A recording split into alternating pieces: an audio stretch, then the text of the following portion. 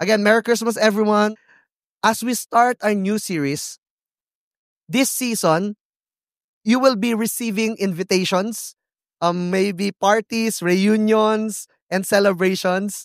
Meron po bang mga in-invite na kayo tapos ayaw nyo pong pumunta kasi alam nyo baka ilalabas na naman yung mga sa lupa, parang minsan may mga ganun na ayaw mong pag-usapan and all.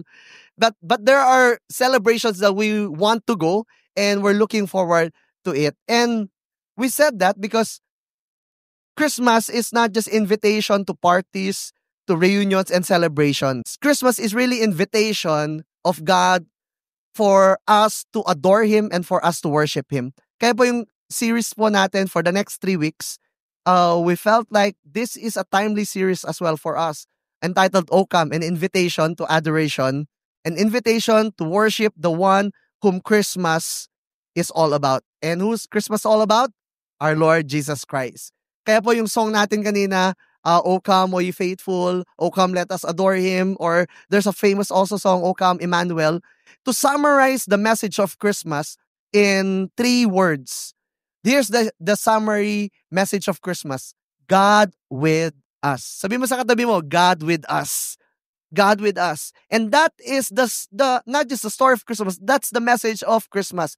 He never left us. He never abandoned us. He never forgotten us. God with us. God in the flesh. Jesus in the flesh with us. So how do we respond to that? We respond with worship.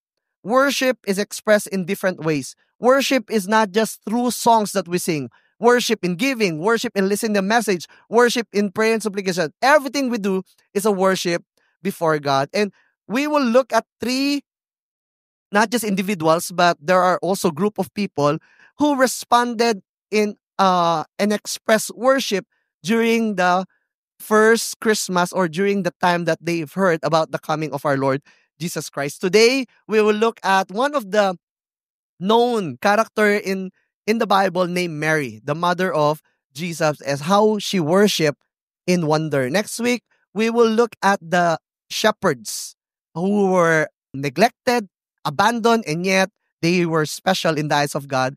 We will look at how the shepherds worship through obedience, and we will look at the Magi's, how they worship in devotion. So, open your Bibles with me in the book of Luke. Can I invite everyone to all stand in reverence to the Word of God? Luke chapter 1, verse 46 to 55. Verse 46. And Mary said, My soul magnifies the Lord, and my spirit rejoices in God my Savior. For he has looked on the humble state of his servant. For behold, from now on all generations will call me blessed. For he who is mighty has done great things for me, and holy is his name. And his mercy is for those who fear him. From generation to generation, he has shown strength with his arm. He has scattered the proud in the thoughts of their hearts. He has brought down the mighty from their thrones and exalted those of humble state. He has filled the hungry with good things. The rich he has sent away empty. He has helped his servant Israel in remembrance of his mercy, as he spoke to our fathers, to Abraham, and to his offspring forever. This is the word of the Lord. Let us pray for a minute. Father, we thank you for today. Thank you, Jesus, because you came. And that message, God with us, you are with us, Lord, today. And Lord, as we celebrate the reason for this season, may we not miss out the message of Christmas, that you came so that we can have life. You came so that we can find joy, peace, at the same time, God, the source of our celebration for this season. Bless the preaching of your word, Lord, today. In Jesus' name, amen and amen. You can all be seated. Now, the book of Luke, specifically this passage, the passage that we read, mamaya po titingnan po natin yung account when the angel gave the announcement to Mary. And we will see that when Mary experienced this in the first time to hear it, hindi po siya wow or worship in wonder. Hindi po siya napawaw. Yung sinabi po ni Mon kanina, kamangha-mangha at ayan na, Simon talaga kaya nun, okay? Kamangha-mangha. Hindi po siya ng mangha, which is contrary po yung first response niya. But later on, something happened about Mary that she responded in worship. Now, the theme, one of the major theme of this section in Luke is about rejoicing or joy.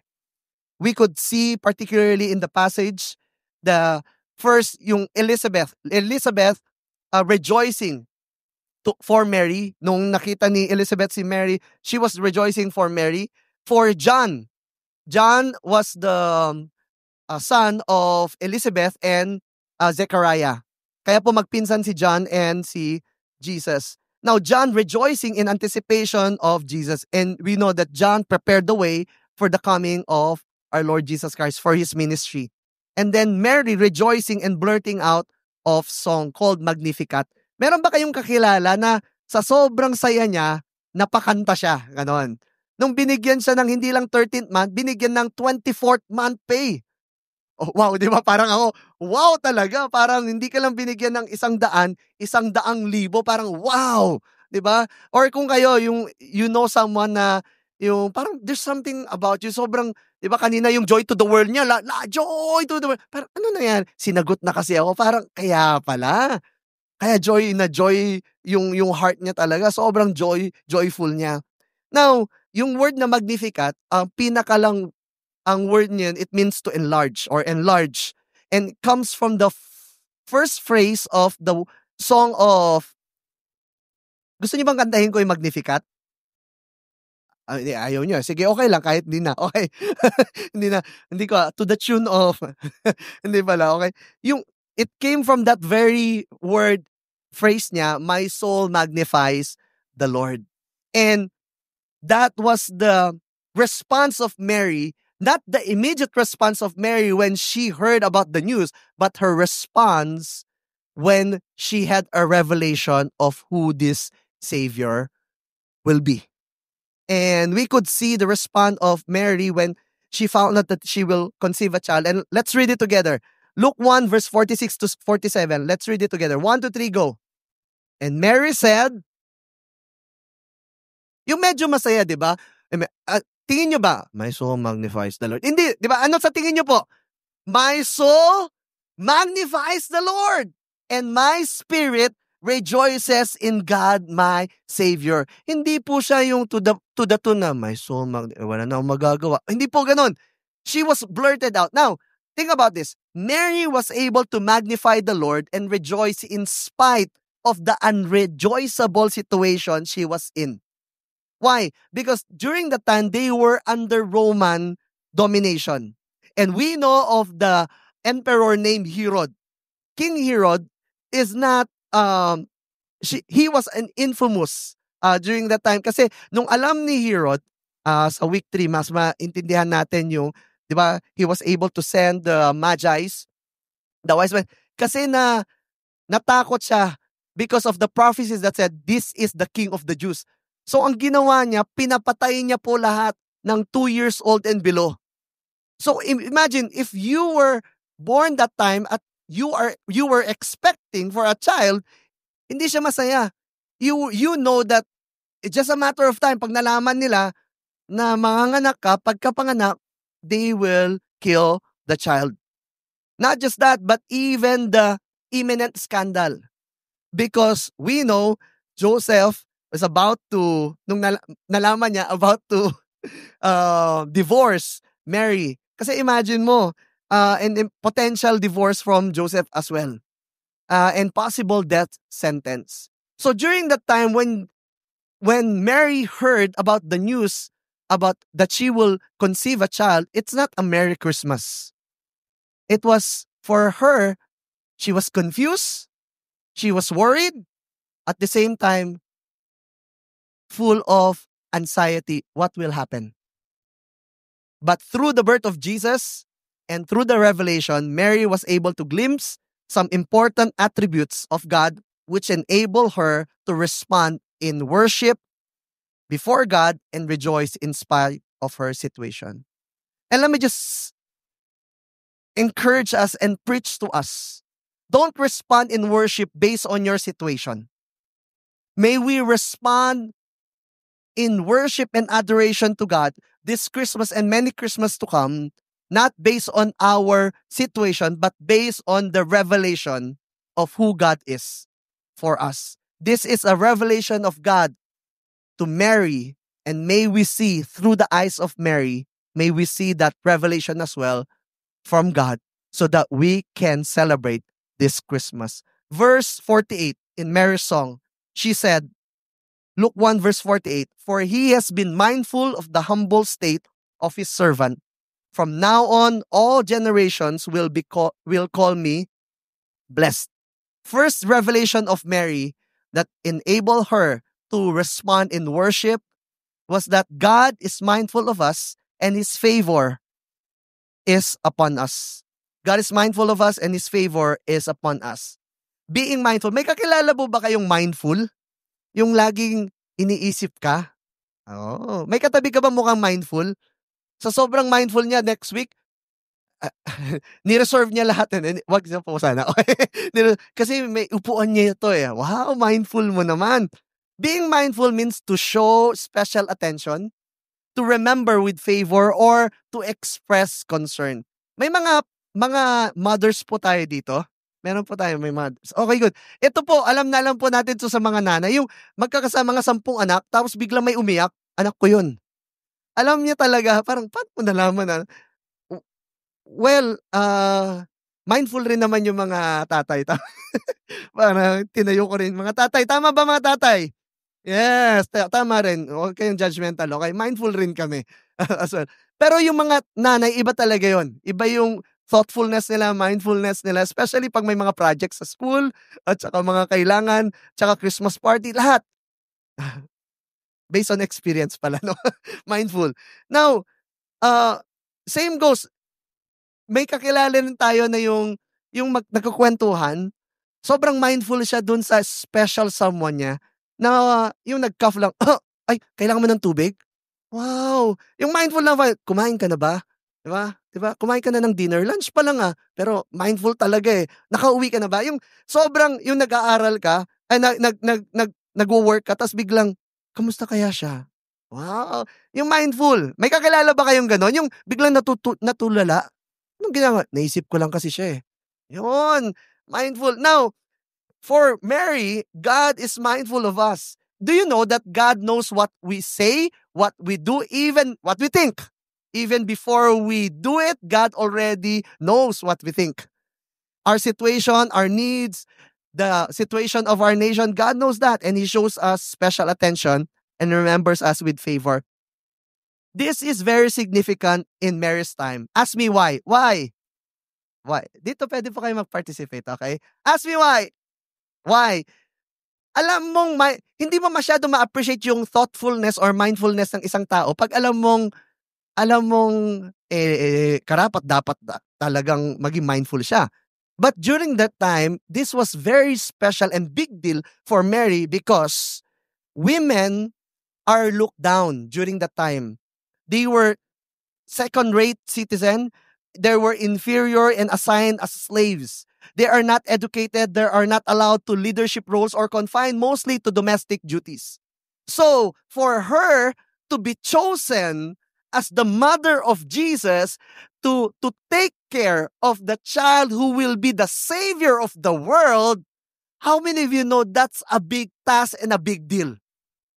Kaya for Mary, why are you mindful, Lord, for me? I am from Nazareth. Sa atin po, Nazareth. Ano mali sa? For them, there's nothing good comes out from Nazareth. For Mary, she was poor and young. She was inexperienced. Pwedeng sabihin ni Mary sa insecurities niya, pwede bang yung may mga anak na lang, Lord? Bakit ako? And Mary was overwhelmed by the thoughtfulness and mindfulness of God. Psalm 8, verse 3-4 says, "When I consider your heavens, the work of your fingers, the moon and the stars, which you've set in place."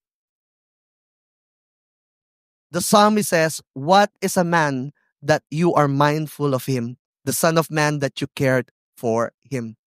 with all the seemingly more significant issues and bigger people in the world that God can attend to, God is mindful of you. And His favor is upon you. Kayo po, hindi po yung katabi nyo, kayo po.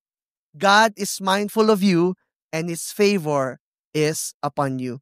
You are never too small, nor too young, nor too poor, nor too rich, too insignificant in the eyes of God. And that's why we can celebrate and worship God knowing that He is mindful of us, His face is towards us, and His favor rests upon us. Second, in verse 49 to 51, Mary blurted out and said, "For the mighty one is holy." Say that with me. "For He has done great things for me." Mary blurted out not just the thoughtfulness and the favor of God, because the Bible said when the angel greeted, "You favored one, blessed are you among women, you, O favored one." And Mary said, "For He has shown mercy from generation to generation to all who fear Him. His mighty arm has done tremendous things." Now, the second revelation of Mary that enable her to worship in wonder is that God is mighty for us and His power secures our victory. God is mighty for us and His power secures or assures or guarantees our victory. Now, think with me. Think of the most impossible thing to happen. Maging first world yung Philippines. Di ba? Minsan parang, posible ba? Okay lang po. Yung mga nagda-doubt, okay lang po. Okay. May mga ganun tayo. Now, there was a man during that time, hindi po yung Joseph na asawa ni Mary, but Joseph, the dreamer, Joseph, the prince of Egypt. During that time, God said through a dream that he will be the prince of Egypt. He will be a mighty man. He will lead people. He will be leader. And yet, what happened to him? He was a slave, sold a slave. Di ba? Imagine mo, yung kapatid mo, binenta ka, and he was slave, and he was in prison. Now, that's impossible. Kaya po yung iba sa kanila, di ba, pag sinasabi ni Joseph yung dream niya, parang, dream on. Just a dream. But we know the rest of the story. Now, think of the most impossible thing to happen. Maybe healing for an incurable disease. Maybe happy ever after a broken heart situation. Maybe to some of us, provision because you were just na-lay off ka lang. Or you just experienced failed in your business and impossible for you. Where can you find the provision? Or just like I mentioned, for the Philippines to prosper and for us, for corruption and injustice to end in our land. Who among you hear impossible, but how among you hear nothing is impossible with God? That will be possible one day. Amen? Maybe some of you, it's impossible. Sige, palakpakan natin si Lord. For you, it's for your family's salvation. Parang gusto mo, naranasan, ginawa nyo na ba yun? Yung pinagsama-sama mo sila? Tapos yung, sige, magpatawaran, tapos lalo nag-away-away. Parang ikaw, bahala na nga lang kayo, di ba? Lord, kayo na magbago sa pamilya ko, di ba? Parang ikaw, parang, paano pa kaya ito mga to? But for Mary, here's the impossible thing. Virgin birth. How many of you know, wala, imposible po yun? Virgin birth or God in my womb? Kaya po ang response ni Mary, katulad natin, pag nagpa-promise si Lord, ang tanong natin, Lord, how will this be? Tama ba? Kaya nga, ang unang response ni Mary, nung sinabi, you will bear a son. Ang sinabi niya ba, oh, thank you, Lord? Hindi niya po sinabi.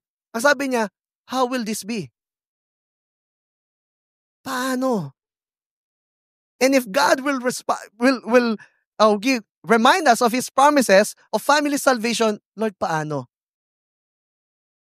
To be successful, Lord, paano? To live pure and holy life, Lord, paano? Have you ever asked that question to God? Lord, nagsisave ako. And sabi ni Lord, give. Paano, Lord? If you have this question, here's the response of the angel. Verse 37, the angel said, for nothing is impossible with God. Say that with me. For nothing is impossible with God. Mary believed because she saw how mighty God was and his infinite power. Think of the most impossible thing that would happen to you in your life and in your lifetime. Now, if you have that thought that this is impossible, let me say that God is powerful enough to do the impossible for you because he is mighty and he has infinite power. Amen? Kaya palakpakan natin si Lord. Jeremiah 32:37, I have many scripture here that during that time, sobrang may edad na si Abraham, si Sarah, barren. And sabi ni Lord, magkakaanak kayo. Nagtitingin na yung dalawa. Natawa si Lord, di ba?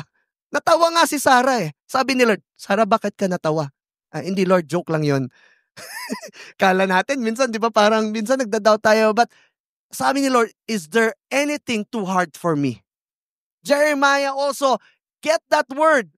And God reminded Jeremiah, it says, sovereign Lord, you have made the heavens and the earth by your great power and outstretched arm. Here's the verse again. Nothing is too hard for you. Because Jeremiah know long before that the God who promised them that he will give a son, after 25 years, he gave a son. Isaac, after 25 years, he gave a son. God has proven himself. He is faithful then. He is powerful then. He is powerful even today. Amen?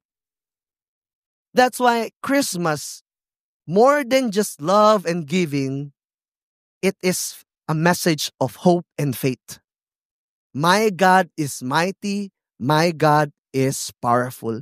When Mary blurted out that Magnificat, it was not just out of a joyous heart that God is mindful of him. It was revealed that God is mighty for her. Same goes with us. When we understand that we have an infinite, powerful God, then we can celebrate this Christmas. And last, verse 54 to 55, Mary said, he has helped his servant Israel, remembering to be merciful to Abraham. Say with me, to Abraham and to his descendants forever. One of the revelation from Mary is that God is merciful to us and his love endures forever. He is not just mindful and his favor rests upon us. He is not just mighty for us and secures or guarantees our victory, but he is also merciful to us and his love endures forever.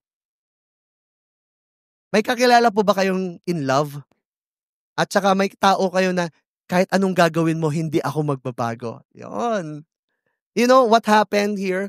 Mary glorifies God because God keeps his promises. Praise God. Let me say that God keeps his promises. Mary goes back 2,000 years ago when God made the promise to a man named Abraham. Amidst of the disobedience and sin and rebellion of the Israelites, his chosen people, God has been faithful to his promise. 2,000 years ago, God made a promise to a man, to a family, and to a nation.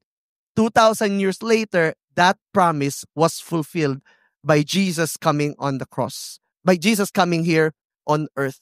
So running through Mary's mind must have been the history of Israel, that even they turned away from God, God did not turn away from them. When other nations tried to destroy them through wars, slavery, idolatry, intermarriage, God preserved his chosen people, and Mary remembered the mercy of God. It's always good, friends and family, to remember the mercy of God. Here's the truth. When we forget God's mercy, we become ungrateful. The opposite of gratitude is not ingratitude. Bakit hindi ka grateful? Hindi po siya ungrateful ang opposite nun. The opposite of gratitude is a deep sense of entitlement. Entitlement means what I deserve. Kaya minsan po may mga well-meaning, di ba? Well-meaning friends, kinocongratulate ka for this award at sasabihin, deserve mo yan. Di ba? Deserve mo yan, di ba? Ikaw naman, oo, deserve ko to. Di ba? Ako pinakamagaling sa kanila. Di ba? Deserve mo yan. Di ba? No, in a culture, because we live in a culture and age of entitlement, it's easy to think that God owes us a blessing because we're living for Him. No, we're not. God doesn't owe anything because we are serving Him and we are living for Him. What we really deserve, Romans 6:23, for the wages of sin is death. What we deserve? Death. Eternal separation from God, hell. But what we receive is eternal life through our Lord Jesus Christ. We don't deserve that. And that's why you call that grace. Because you get what you don't deserve. What we deserve should be death or hell, but what we got is eternal life. And therefore, this Christmas and Merry Christmas to come, the source and the object of our celebration is not what's on the table, but who we rejoicing, who is the focal point of our season, and that is our Lord Jesus Christ. The ultimate source and the source and object of our joy is Jesus Christ. And in that dinner table or whatever gathering that you have, may you be reminded that we have a God who is mindful of us, who is merciful, and who is mighty for us. Let me call on the keyboardist to join me here. To summarize, I want to live with you as we worship God during this holiday season or this Christmas season. Worship flows from a heart that recognizes God's favor, His mercy, and His greatness. Worship flows from a heart that recognizes. Open your eyes. May you recognize that God, what we have is more than enough. We have God. We have Jesus with us. And that alone is a reason for us to celebrate Christmas. May God open your eyes to see that His favor is upon you. His mercy is upon you. And He is mighty for you. Amen? I want to end with the story of a young man whose wife passed away, leaving him with a small son. And after going back from cemetery, they went to their house and empty. Just the dad and the little boy. There was silence in the room. And the boy broke the silence by asking a question, and it was a disturbing question for a dad. The boy said, "Daddy, where is mommy?" And the father just got up the boy and brought the little boy to bed with him with nothing to say. And the child still disturbed and restless. And occasionally asking the question, why isn't she here? When is she coming back? And finally, because of tiredness, the boy said, "Daddy, if your face is toward me, I think I can go to sleep now." So the dad just looked at the boy until the child went to sleep. And there was quiet in the room. And the father lay there in the darkness, and then in a childlike faith, prayed a prayer. Let me just read the prayer. The father said, "Oh God, I don't see how can I survive this. The future looks so miserable. But if your face is toward me, somehow I think I can make it." if your face is toward me, somehow I think I can make it. You know, going back to the story of Mary, Mary came to learn that God's face is always towards us. There were many questions that she has, many uncertainties of the future.